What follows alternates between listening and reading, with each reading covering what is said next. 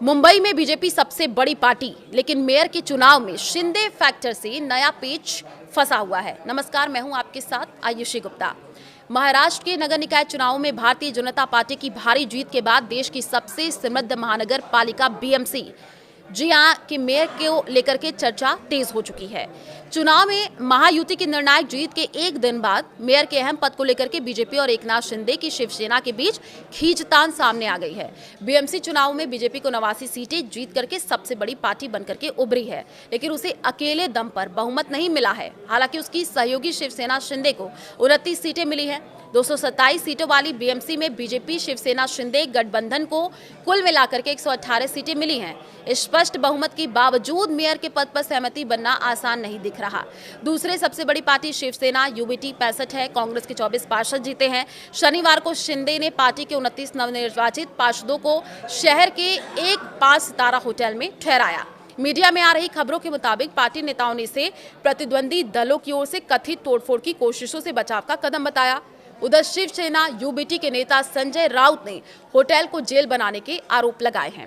उन्होंने कहा, एकनाथ शिंदे ने होटल को जेल बना दिया है। ताज होटल में चुनाव जीत करके जिन पार्षदों को रखा गया है उन्हें रिहा किया जाना चाहिए। उन्हें डर के मारे वहां रखा गया है। कई लोग हमारे संपर्क में हैं। मुंबई में बीजेपी का मेयर कौन चाहता है? यहाँ तक कि एकनाथ शिंदे भी ये नहीं चाहते।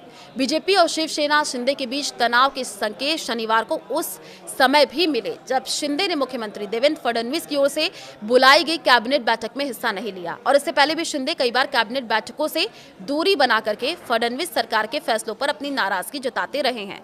बीएमसी पर ठाकरे परिवार का 2 दशक से भी अधिक समय का तक कब्जा रहा है, लेकिन 2017 में शिवसेना में विभाजन के बाद कई पार्षदों ने एकनाथ शिंदे का हाथ पकड़ लिया और इससे ठाकरे परिवार की पकड़ कमजोर हुई। और इस चुनाव में शिवसेना यूबीटी और राज ठाकरे के एमएनएस महाराष्ट्र नवनिर्माण सेना के बीच गठबंधन था। एमएनएस को 6 सीटें आई हैं। शिवसेना में विभाजन के बाद ये उद्धव ठाकरे के लिए ये बहुत अहम चुनाव था। निकाय चुनाव में शिवसेना, यूबीटी, एनसीपी और कांग्रेस अलग अलग चुनाव लड़े। ये पार्टियां विधानसभा चुनावों में एक साथ थी। मौजूदा बीजेपी शिवसेना शिंदे गठबंधन के मुकाबले बाकी विपक्ष की सीटें मिलकर के 106 पहुंचती हैं, जो बहुमत से 5 कम है। इन चुनाव में सबसे बड़ा झटका एनसीपी के दोनों धड़ों को लगा। एनसीपी शरद पवार सिर्फ 1 सीट जीत पाई है। एनसीपी अजीत पवार को महज 3 सीटें मिली है। ओवैसी की पार्टी के 8 पार्षद जीते हैं। नतीजे आने के बाद शिवसेना यूबीटी नेता संजय राउत ने एक्स पर लिखा है, अगर एकनाथ शिंदे शिवसेना का जयचंद नहीं बनते तो मुंबई में बीजेपी का मेयर कभी नहीं बनता। उसके बाद पत्रकारों से कहा, सबसे बड़ी लड़ाई मुंबई में थी। हमें यही नहीं मान लेना चाहिए कि मुंबई में भाजपा जीत गई। मुकाबला बराबरी का है। एमएनएस को कम सीटें मिली। मेरे ख्याल से उन्हें करीब 15 सीटें मिलनी चाहिए थी।